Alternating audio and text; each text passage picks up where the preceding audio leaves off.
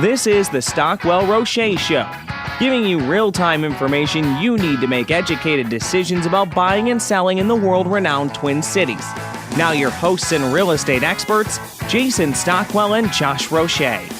Good morning, Minneapolis, St. Paul. I'm Jason Stockwell with RE/MAX Results. I'm Tracy Philippi with RE/MAX Results.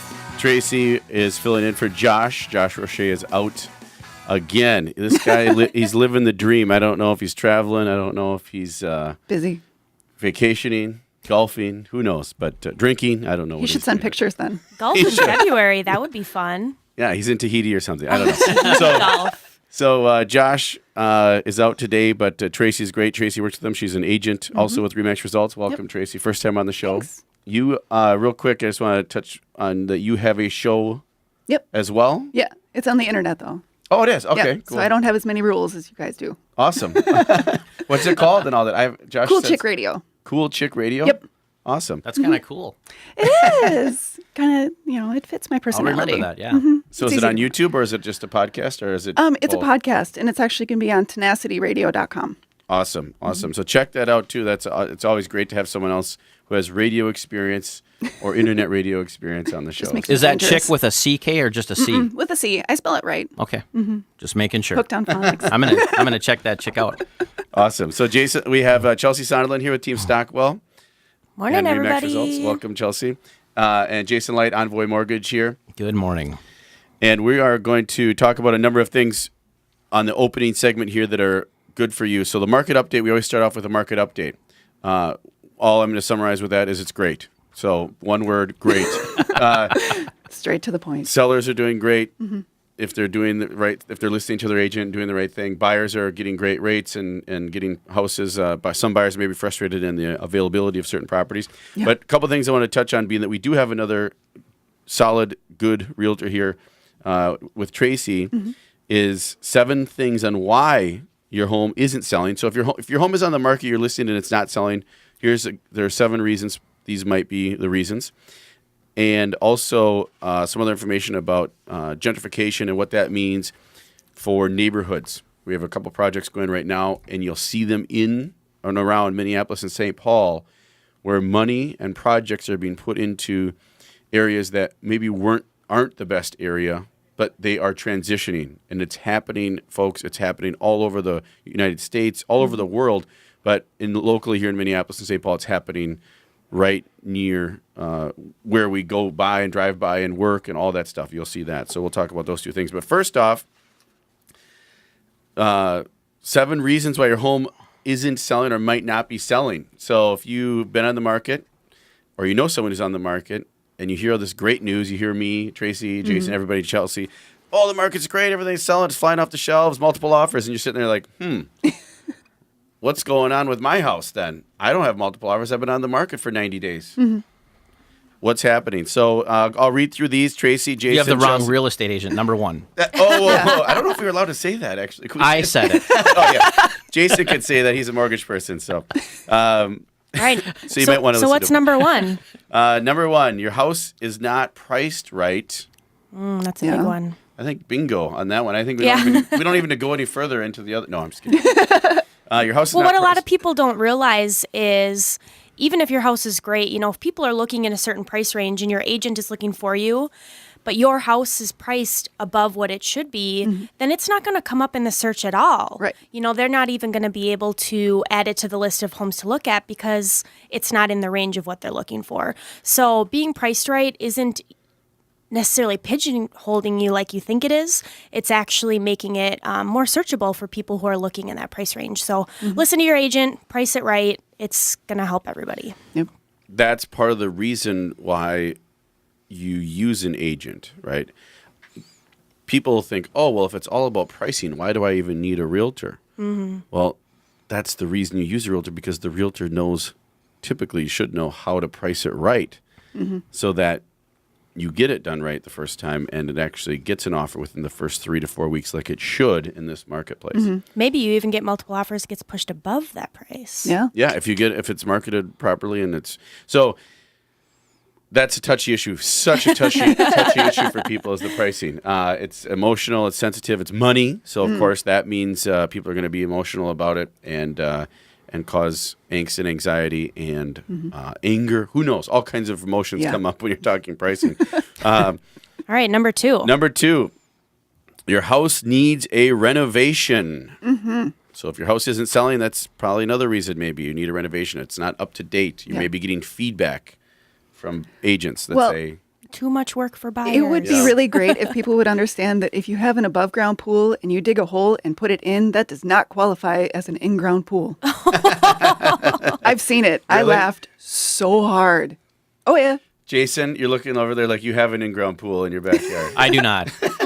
I get my house is worth X amount more because I have a pool. That's what I get on the appraisal end. And so I'm just kind of, it's... Mr. Turtle doesn't help, though. Right. Yeah, pools are a whole nother animal, but also the renovation piece of selling, as we had Matt on the show last week talking about flooring and just how simple a fresh, brand new carpet or LVT, we talked about that, luxury vinyl tile, that alone, plus, there's a lot of people that have wallpaper, they have borders, and the wallpaper borders, and I'm sure that there's some that are really, really, really good, but I have not seen them yet. Where it's like, wow, keep that. You know what I mean? When I go in there to a seller. Sure. Well, and it's great if you like it as a homeowner and you're going to stay there and live there. If you want a border, you want wallpaper, do it up. But when you're going to sell your home, you want to make it more neutral. So going with just gray walls or beige walls really is the way to go. And wallpaper is great now. It's coming back. So a lot of the high-end homes you'll see have wallpaper in the bathrooms. But border, I haven't seen any borders come back yet. The border wallpaper yet. So maybe that's next. I don't know. But renovation is key. And it's the other thing about renovation is a buyer. If you have something that needs to get done in your home, Tracy, and a buyer comes in, and let's say I have a home and it needs carpet. It needs appliances. It maybe needs paint, and it needs a new kitchen.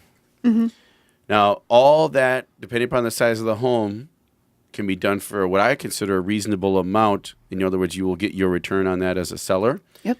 Buyers, my feeling or my experience with buyers is they double or more of whatever it costs. So the perception is this needs to be done. The real cost is $4,000. Buyers are saying that's a $10,000 repair. Interesting. It's because they just have this thing that it's going to cost way more money than it really does. Well, they always just go worst case scenario. Yeah. I'm going to, have to hire a high end, renovation expert to come in, and that's not the case. You can do a lot of it yourself. Go visit everybody at Menards. Yeah. They love me there. Or if you're not doing it yourself, you don't have to have, the $1 million renovator there. You could have a local contractor. And I know they're busy. Contractors are busy now, but pricing it right, fixing up, and renovating up, making things up to date, because a lot of people are competing now with the boom of real estate housing, the new construction. It's a blessing for people that have their home for sale now because the market has been raised. But if you're in an area where they're building new construction, that market increase has now allowed the feasibility for builders to build new homes, and now they're directly competing with you, and it's very difficult. Lots of new construction. To compete with new construction because buyers are just wowed by the new construction. So, Yeah. All right, number 3. Number 3, the presence of pets can be a deterring factor. Cats, mice, or not mice. Well, Have you guys seen those? I think it's a Febreze commercial where they're like, you think your house smells great, but your guests smell this, and then there's like fish all over the kitchen or whatever. That's what I honestly think my house is like that, but with my dog. Like, it doesn't smell that bad, right? But then people come in and they're, they kind of make a face. I'm like, oh yeah, you have a dog, don't you? I'm like, yeah. So you think it's not that bad, but the smell is there. And then sometimes people are afraid of animals. yeah, for so for showings, tips, free tip. We're all about free tips on the show. Have if you can have the pets go to the mother-in-laws or the cousins or Jason Light's house, maybe. It's already a zoo. Then, if you can part with them during the time of the showing, it'd be great because then you can clean up, make it so that odor or odors are gone.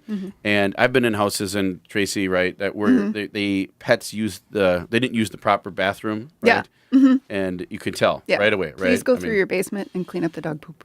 Yeah. Oh, gross. And I've seen Or it. your yard even. Just clean up your or yard. you have buyers that they walk in and the cat smell or the urine is so bad, they literally they don't even go in your house. It affects it that bad. So, and like Chelsea said, when you're in it, you get used to it. You may be like, oh, this is how my house smells. You still run into houses that smell like smoke with the same kind of scenario? Yeah. Oh, yes. Oh, yeah. Yeah. Smoke is cost.